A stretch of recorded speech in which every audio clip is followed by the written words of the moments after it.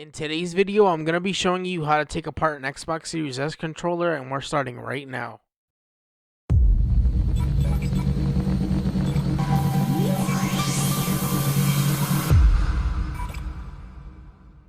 What's up everyone, in today's video I'm going to be showing you how to take apart an Xbox Series S controller. These controllers are very easy to take apart, so let's first start by taking off the top cover and the bottom cover.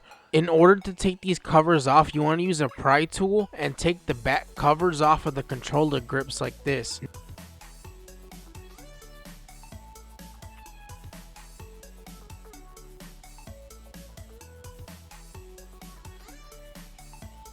Now, using a Security Torx T9 screwdriver, we can take out the 4 screws that are around the controller. Now we just have one more screw in the middle inside the battery tray. After you take this screw out, you can flip the controller over and take the top cover off. Now if you flip the controller over again, you can take the back cover off. As you can see, we already have full access to the motherboards and all the internals. Using a Torx T6 screwdriver, we can take these 2 screws out right here. After that, you can pop these 2 wires out with your pry tool. Now before you go yanking out the motherboards, you have to flip the controller back over to the top side and you have to take the thumbsticks off. After that, you can flip the controller back over and you can pull the top motherboard out. But now the top motherboard is not going to fully come out because there are these 4 wires on the back side of the motherboard that are soldered on. If you want to take the motherboard fully out, you're going to have to unsolder these wires and resolder them back on. But for now, you can move the motherboard simply to the side so that way you can access these 6 screws holding on the bottom board. Once you're done taking out these 6 screws, just simply flip the controller back over and pop these 2 clips up and take this little plastic cover off. Now you can flip the controller back over and take the motherboards out entirely. Once you get the motherboards out, you're done. Now you have successfully fully taken apart your Xbox Series S controller. So now you can change any parts that you need, or you can mod whatever you need in the controller. And to put everything back together, just simply do everything we just did in reverse, but make sure you do not tighten the screws down, especially the motherboard screws, because if you tighten them down too tight, you could strip them out, or worse, you can crack your motherboard, because remember, you're only screwing into plastic. So just tighten them until they're nice and snug. That is it for today's video. If you enjoyed the video, then be sure to drop a like and leave a comment down below. Also, don't forget to subscribe if you want to see more videos like this. Thank you so much for watching, and I'll see you next time. Peace.